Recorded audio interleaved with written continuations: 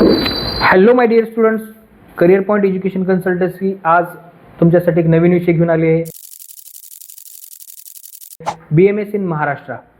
विद्यार्थी मित्रांनो, विद्यार्थ्यांच्या मनामध्ये एक भरपूर प्रश्न असतात की कट ऑफ काय असेल, एलिजिबल क्रायटेरिया काय आहे, परत मुलींसाठी फ्री एज्युकेशन आहे का, तसेच येणाऱ्या कोट्यासाठी फीस किती असेल.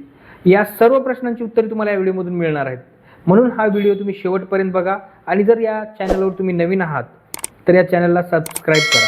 विद्यार्थी मित्रांनो, प्रथमतः आपण बोलूयात की BMSचा जो कट ऑफ आहे तो मागच्या वर्षी किती होता. BMSचा जो मागच्या वर्षीचा जो कट ऑफ आहे तो 300 अबव होता, पण मागच्या वर्षीचा जो एलिजिबल क्रायटेरिया होता तो 144 होता.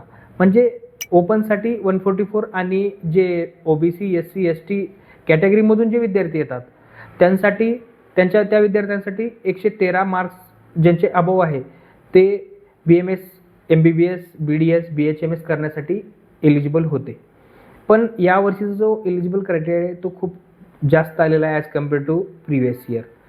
मागच्या वर्षी जो SC ST OBC साठी 113 होता, आज तो 173 झालेला आहे. आणि ओपनसाठी जो 144 होता तो 213 झालेला आहे. तर विद्यार्थी मित्रांनो, आता कट ऑफ ही वाढेल का? हो, तर ऑब्वियसली कट ऑफ ही वाढणार आहे. तर या एक्सपर्टच्या सांगण्यानुसार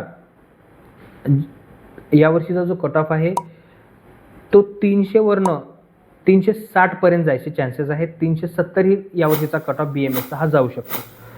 तर विद्यार्थी मित्रांनो, आता करायचं काय की ज्या विद्यार्थ्यांचा स्कोर हा बिलो 350 पेक्षा कमी आहे किंवा ज्या विद्यार्थ्यांचा स्कोर कमी आहे तर BMS कसं करायचं, तर त्याच्यासाठी मॅनेजमेंट कोटा आहे. त्यासाठी आपण नंतर बोलूयात. प्रथमतः की या ज्या विद्यार्थी राऊंडमधून लागतात त्यांच्यासाठी फीस किती असेल या विषयावर आपण थोडं बोलूयात.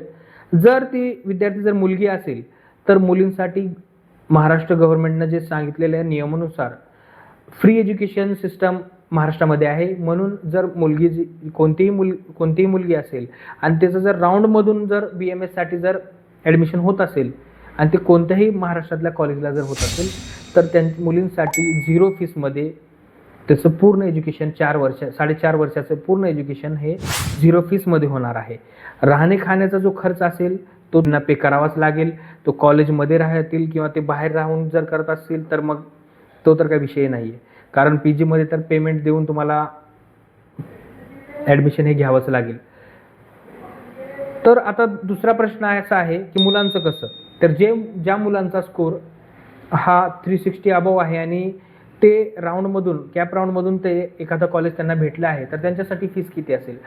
जे विद्यार्थी ओपन कॅटेगरीमधून लागलेले आहेत आणि ज्यांच्या वडिलांचं वार्षिक उत्पन्न पॅरेंट्सचं वार्षिक उत्पन्न 12 लाखपेक्षा जास्त असेल तर अशा विद्यार्थ्यांना पूर्ण फीस भरावी लागेल. आणि महाराष्ट्राचे जे कॉलेज आहेत ते टॉप 10 कॉलेज जर तुम्ही पाहिले तर त्यांची फीस ही 2,50,000 2,34,000 ह्या रेंजमध्ये तुम्हाला फीस दिसेल. आणि जे बाकीचे कॉलेज आहेत ॲव्हरेज कॉलेजेसची फीस ही 1,50,000 ते 1,70,000 या रेंजमध्ये आहे. आणि तो विद्यार्थी जर SC ST कॅटेगरीमधून जर असेल तर त्याही विद्यार्थ्याला 0 फीसमध्येच काम त्याचं होणार आहे किंवा 5,000 ते 10,000 रुपये त्याला भरावे लागतील.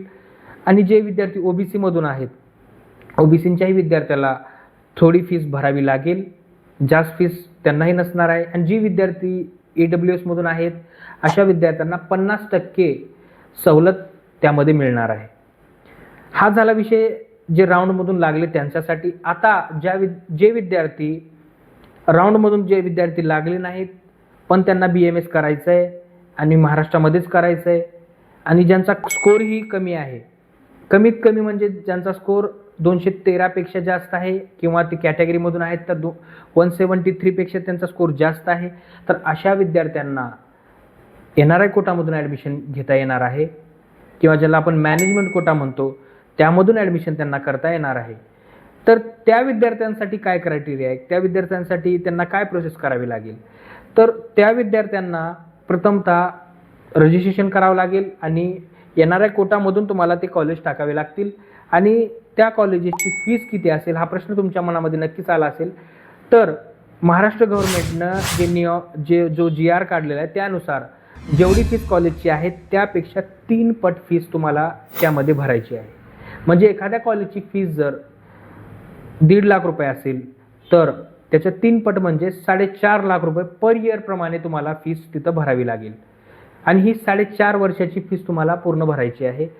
म्हणजे आधी जे कॉलेजेस 30 लाख, 32 लाख, 40 लाख ही काही कॉलेजेस फीस घेत होते, पण नवीन नियमानुसार महाराष्ट्र गव्हर्नमेंटने हा क्रायटेरिया विद्यार्थ्यांसाठी क्रायटेरिया बनवलेला आहे की त्यांना कोणत्याही कॉलेजला जास्त फीस ही घेता येणार नाही, कोणत्याही कॉलेजला जास्त पैसे घेता येणार नाहीत. यापेक्षा म्हणजे सांगायचं जे NRI कोटातून जे विद्यार्थी ॲडमिशन घेणार आहेत त्या विद्यार्थ्यांना किती फीस पडेल तर पर इयर 6 लाख प्रमाणे फीस तुम्हाला पे करावी लागणार आहे. विद्यार्थी मित्रांनो, कसल्याही प्रकारची जर शंका तुम्हाला असेल की ॲडमिशन कसं करायचं BMSमध्ये किंवा कोणी तुम्हाला सांगत असेल की जास्त पैसे लागणार आहेत, जर तुम्हाला प्रॉपर माहिती जर हवी असेल तर करिअर पॉईंट एज्युकेशन कन्सल्टन्सी तुमच्या सोबत आहे. खाली जो दिलेला नंबर आहे त्यावरती तुम्ही कॉन्टॅक्ट करा, संपर्क करा आणि निशुल्क माहिती तुम्ही मिळवा. असं नाही की काउन्सिलिंग जॉईन केल्यानंतरच तुम्हाला ती माहिती मिळणार आहे, अशातली कसल्याही प्रकारची बाब नाही आहे. तुम्ही या नंबरवरती कॉल करून निशुल्क माहिती तुम्ही मिळवू शकता. आणि जर तुम्हाला पेड काउन्सिलिंग, ऑनलाईन काउन्सिलिंगमध्ये तुम्हाला सहभाग घ्यायचा असेल तर आपली काउन्सिलिंगची फीस फक्त 5,000 रुपये आहे. खाली दिलेला जो नंबर आहे त्यावरती तुम्ही कॉन्टॅक्ट करून तुम्ही ऑनलाईन काउन्सिलिंग ही तुम्ही करू शकता. या व्यतिरिक्त कसलाही तुमच्याकडून चार्ज आम्ही घेणार नाही. जी गव्हर्नमेंटची फीस तुम्हाला रजिस्ट्रेशनची वगैरे फीस असेल तेवढीच फीस तुम्हाला पे करायची आहे. आणि आम्ही फक्त 5,000 रुपयामध्ये तुमचं ॲडमिशन तुम्हाला आम्ही 100% गॅरंटी सहित तुम्हाला ॲडमिशन आम्ही करून देणार आहोत. तर कसल्याही प्रकारची तुम्ही काळजी करू नका. खाली जो दिलेला नंबर आहे त्या नंबरवरती तुम्ही कॉल करा. आणि जर या ही जर माहिती तुम्हाला जर आवडली असेल तर या चॅनलला तुम्ही सबस्क्राईब करा, लाईक करा आणि शेअर करा. धन्यवाद.